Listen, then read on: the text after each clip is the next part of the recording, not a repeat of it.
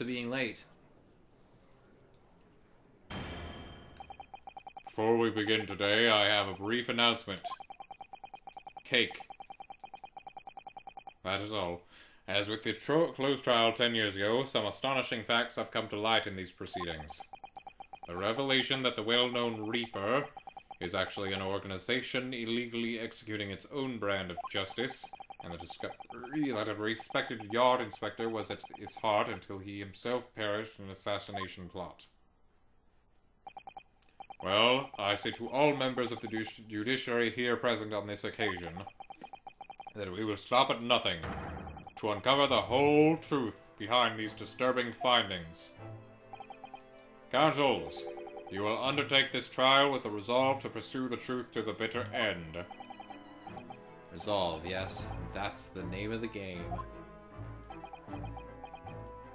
Dots. My lord, if I may inquire, am I still relevant to the game at this point? No. The defendant may speak. On what grounds is Kazuma Osogi permitted to continue in his role as prosecutor? Notes. He has admitted to colluding with the victim in a plot to assassinate an innocent man. He shouldn't be. Yeah, that's a good idea. That's a good point. He shouldn't be enjoying the privilege of freedom, let alone be leading the prosecution. I submitted a written petition to Lord Strongheart, requesting that judgment of my transgressions be delayed by 1 day. You do what now? You can do that? In today's proceedings, I intend to expose everything. My whole life for the last 10 years has been all leading up to this 1 day. Kazuma, whatever the outcome of this trial, I give my word that I will accept whatever punishment is deemed appropriate, however severe. And I suggest you prepare yourself for the same, Reaper. Okay. Kazuma's bristling with hostility today. I get the distinct impression we're heading into very dangerous territory. Is that really even Kazuma-sama standing before us? Or is it a ghost murderer? As an extreme exception to normal practices, I have granted this prosecutor's request. The defense finds this acceptable, I presume? No! Get the dumbass prosecution in here. In that case, in the name of Her Majesty the Queen, I hereby declare this court to be in session once again. We resume the closed hearing of Beric Van Zeeks. The defense is ready, my lord. The prosecution is more than ready. Well, the defense is more than ready. Very well then, this preamble has taken long enough. Prosecutor Osogi, begin! As you wish, my lord. The prosecution calls the first witness to the stand. Bring Seishiro Jikoku into the courtroom. At last then, we've reached the final battle. Check swatch.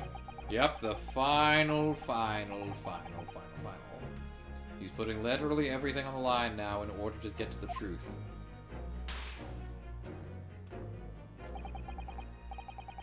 Come on, Ryunosuke. It's time for that steely resolve, because this is going to test it to the limit. Gonna push it to the limit. What's up? Witness, state your name and occupation for the court. So it was you who issued this, was it? Your subpoena? I did what was necessary. Well, look what the young man has become. I didn't think I'd see the day when you'd take that tone with me, I must say. Witness will ensure his responses are pertinent to the questions asked. I'm reading.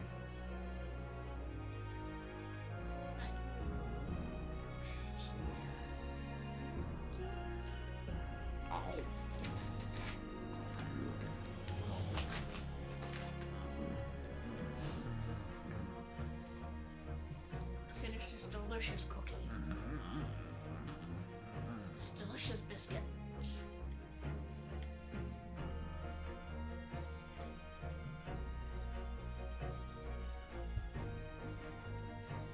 Nom, nom, nom,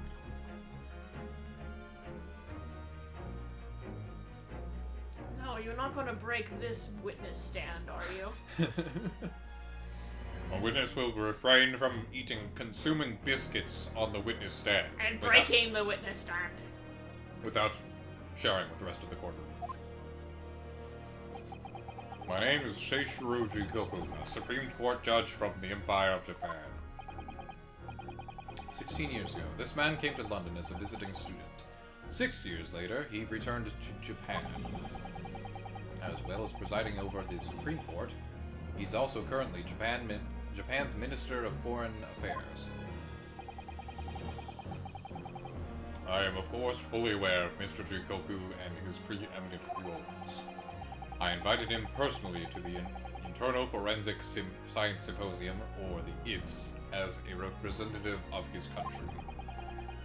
I hear he also played a key role in the conclusion of the Anglo-Japanese Treaty of Friendship and Navigation, or the Adjudafin. It was a great honor to be involved in the negotiations. I put my all into that treaty.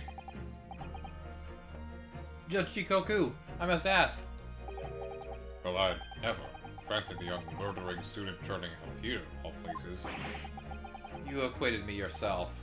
And now, I'm a practicing defense lawyer. Yes, and full of self-importance like your friend across the courtroom, I see. You came here to London by invitation to the IFS. But then, without informing anyone of your plans, you took flight to France. Took flight? I'd have to object to that turn of phrase. Shut up!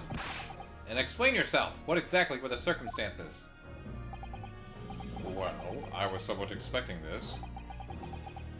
And I'm sorry to say,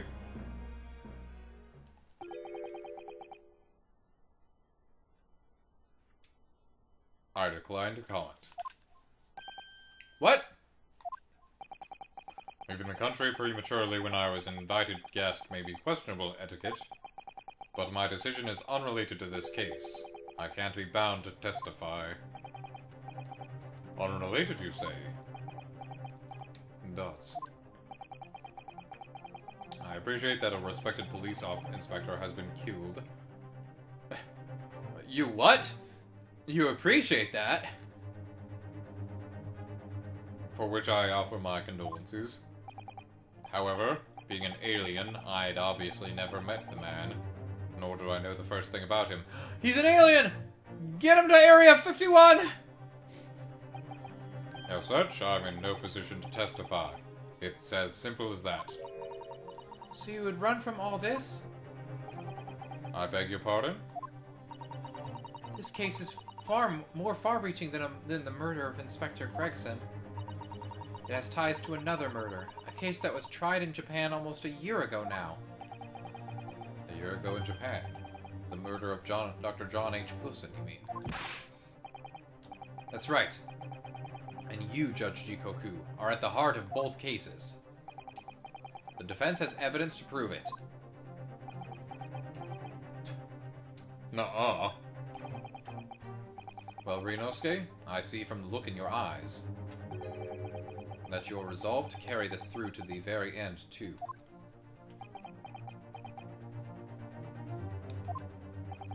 Also, yeah, Kazuma should definitely not be on the prosecuting stand.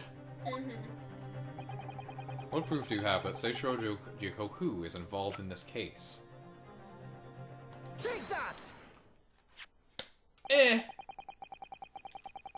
This is a telegram detailing a communication sent between Britain and Japan approximately 1 year ago. The communication contained 4 names: K. Asogi, A. Sheen, T. Gregson, and J. Wilson. You little... Where did you get that? In Tokyo. From your office, Judge Shikoku. What? How on earth did you... What's this all about? Why is my name on that list? This list of 4 names follows a certain pattern. T. Gregson and J. Wilson are the names of victims. K. Asogi and A. Sheen are the names of assassins. No. A year ago in Tokyo, Dr. John H. Wilson's life was taken in a Western-style restaurant in the capital. The culprit was found to be a visiting student who went by the name of Giselle Brett. But her real name was Asa Sheen, a professional killer sent on a mission to kill from Great Britain. A. Sheen and her victim J. Wilson. And the murder that just took place here in London was the counterpart to that crime. An assassin sent from Japan, also a visiting student, Kazuma Asogi, whose victim was the British police inspector Tobias Gregson. K. Asogi and T. Gregson. One assassin from each country to kill a target residing in the other. What exactly is the defense suggesting? These 2 cases of murder, one that took place in Britain and one Japan, were masterminded by a pair of individuals from each country as a form of assassin exchange. And the telegram the defense has acquired is proof of this international contract to kill. What?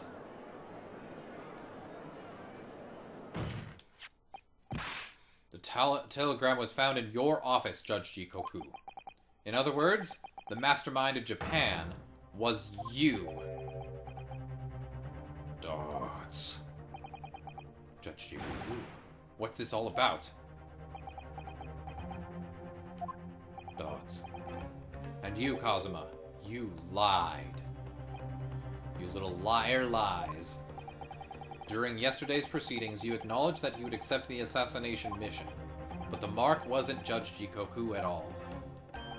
It was T. Gregson, Detective Inspector of Scotland Yard, as shown by the name on the killing contract. Dots. Very impressive, Ryunosuke. But actually, I didn't lie. The name of the target I was ordered to kill never passed my lips yesterday.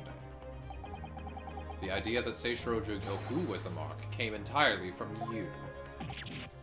Well, sure, but I'm retracting that. You deliberately avoided saying a name?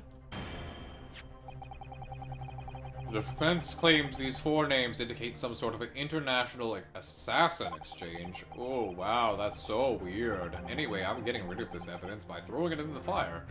Oops. Just like Jezebel got rid of the evidence by dropping it. Oops. I'm sure I speak for all present when I say the very idea seems utterly absurd. Well, Mr. Shikoku, what have you to say for yourself? Nods. His silence only goes to prove his guilt! There's another very important point that this new development brings to light. There's now a distinct possibility that the scene of Inspector Gregson's actual murder was in the witness's cabin aboard the SS Grus. Judge Shikoku, you have to testify now. To refuse would put you in contempt of court.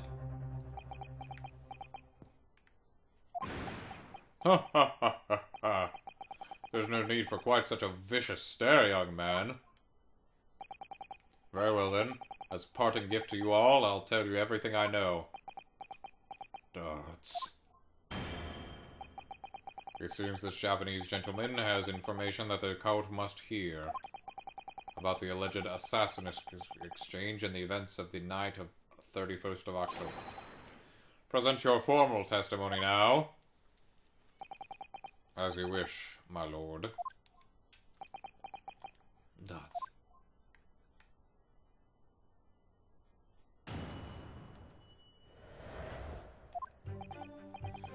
It's true that Kazuma Asogi was assigned the assassination mission 1 year ago now.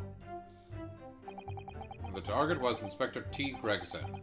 That was a condition of the British study tour. However, in the end something happened that meant the young man was unable to carry out his mission. On the evening in question, a member of the crew was on duty outside my... Wait. If there had been a shot fired, the crewman would have heard it, so clearly I can't be involved.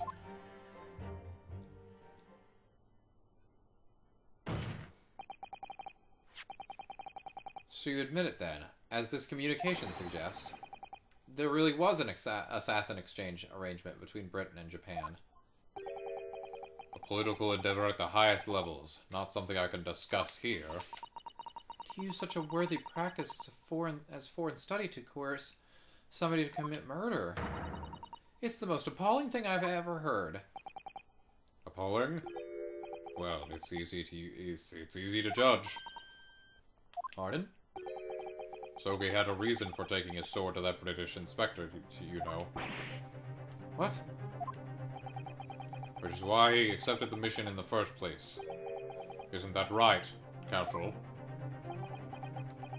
Dots. Kazuma-sama? Shikoku, if you are the mastermind behind this operation in Japan, then tell the court the identity of your counterpart in Britain. I don't wanna. What? As I said yesterday, I've killed nobody. I freely admit that I accepted the mission, but on the night the plan was to be executed, I backed out. In short, this assassin exchange that the defense has identified is unrelated to the events of this case. A crucial point is this. Your police inspector can't have perished aboard the steamship in Dunkirk. Because if he'd been shot in the cabin, it's inconceivable that a member of the crew wouldn't have heard it. That's right. He was part of the crew. Gregson was killed after returning to London, in the room on Fresno Street. And the perpetrator of the crime was the Reaper, Barrick Van Zeeks. The prosecution's accusation remains unchanged. Think that a seemingly innocent foreign exchange program was a facade for such Machiavellian dealings. I'm gonna turn the light on. No. Candlelight is the light that shall pervade this courtroom. Along with a bunch of doves. Natural light. Unnatural light. Unnatural light. Clearly it's a plot only a governor, minister, and high-ranking judge such as the witness could hope to execute. Well, I seem to recall that it was someone on the British side who controlled everything. Be that as it may, it is not the place of this court to pursue this villainous assassin exchange plot. We are concerned only with the tangible events pertaining to the murder of Inspector Gregson. Is the defense clear on that point, Counsel?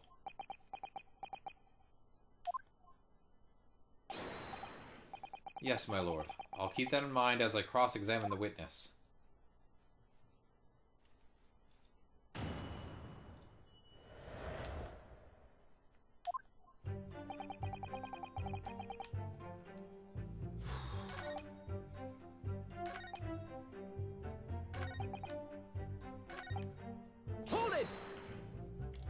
What the fuck you talking about?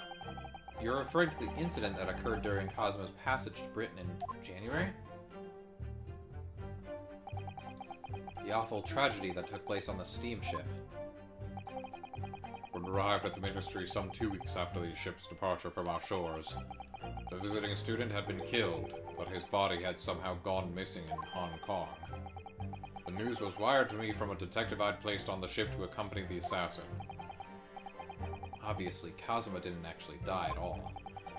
But he did lose his memory, including all details about his special mission. Did you not consider dispatching another assassin at that point? That wasn't possible, simply because that black-clad young student over there had already put himself forward as Asogi's replacement. And there was no way to stop him from reaching Britain. Ah. My hands were completely tied. So Mr. Sholmes' strategy worked perfectly. He predicted everything that would happen. Months later, my memory returned, But I'd never intended to go through with the assassination mission anyway. So you're playing me right from the outset, were you? Is that it? I'd sooner be guilty of that crime than of taking someone else's life. I was prepared to do whatever I had to in order to get myself here to Britain.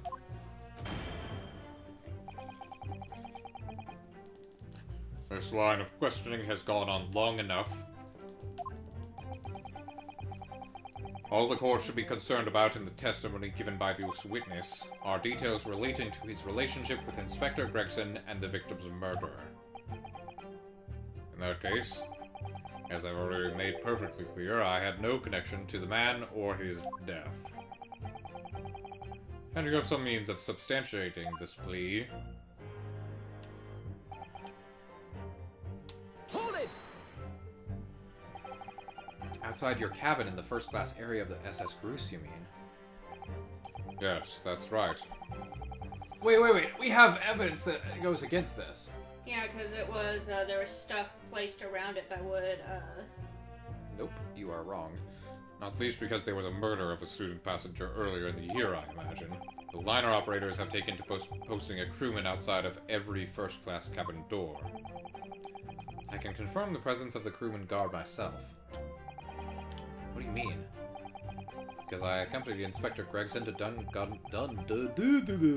Dunkirk that night, I witnessed it with my own eyes. There was a well-built crewman standing guard directly in front of the door to the witness's cabin. At that particular time, of course, I'd gone to the ship's dining room for dinner. The inspector and I asked the crewman to allow us into the cabin while we waited for Judge Shikuqua's return. I suppose Inspector Gregson was there in his capacity as the Reaper. He was intending to take the witness's life. Exactly. As I've said numerous times now, I had no intention of killing anyone. So the crewman let two potential assassins into the cabin he was supposed to be guarding? Not the most convincing of sentries, really. In truth, those were my thoughts too. But anyway, I stayed to talk with Inspector Gregson for a short while, and then I left him there and made my way off the ship alone. Was the guard still at the door when you went? Yes. He glared at me as I walked past. You see, that proves it.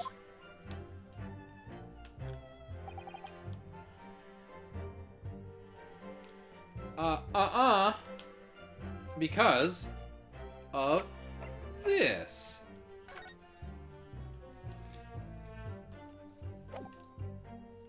Objection! I got you. Got you right where I want you. Yes, as the court has heard, there was a crewman posted outside Judge Jikoku's cabin. However, we can be sure that, contrary to the witness's claim, the guard wasn't there at all times. What? I have here a notice of a particular event that was scheduled to take place aboard the steamship on the 31st. Where did you get that? It's evidence gathered by Mr. Herlock Sholmes. You were acquainted yesterday, if you remember. Herlock Sholmes again. According to this itinerary, after leaving the port of Dunkirk at exactly 10 p.m. and for a period of 20 minutes, all crewmen of the SS Groose were to gather on deck for an evacuation drill. All crewmen were away from their posts? And during that 20-minute interval, of course, any gunshots emanating from your cabin would have been heard by no one. Dots. In summary, Judge Jikoku, you had ample opportunity to commit the crime. Ugh. Objection! A 20-minute window of opportunity. That's an excellent find, Ryunosuke. But it amounts to nothing. Why? Because the witness clearly stated in his testimony that no incident occurred in his cabin.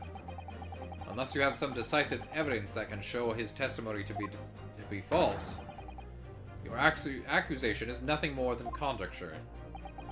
Very true. Well, counsel, Inspector Gregson was killed in Judge Shikuqua's cabin that night. I'm certain of it. Because the defense has the evidence to prove it. We do? The bullet hole. Yeah, but we don't have that as evidence. Maybe. We'll present the evidence for the defense at once, Counsel. What proof do you have that the victim's life was taken in Shikuqua's cabin on the 31st of October? Oh, could it be this? Because this is, from the pocket watch, I'm assuming. Yeah.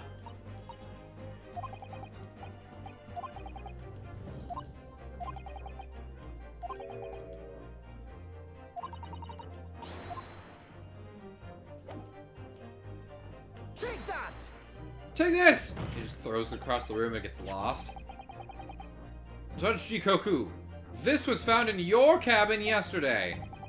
What is that? The crown of a pocket watch. A pocket watch? And if you will observe, the victim's pocket watch, which we know he treasured, is missing precisely that part. It can't be. Moreover, this crown is a perfect fit on the spindle protruding from the victim's watch.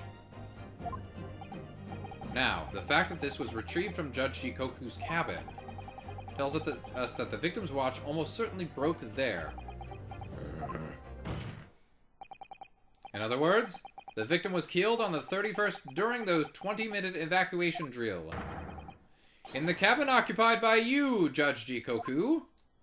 And therefore, it couldn't possibly have been Lord Van Zeek's. And therefore, we can end the case right now because I proved that my defendant is not guilty, and that's literally all I have to do as a defense counsel. Nothing more. I don't have to find the actual killer, because that's stupid. Ugh, Dodds. Well, you're razor sharp, aren't you, you young murderer? Stop calling me that. Objection!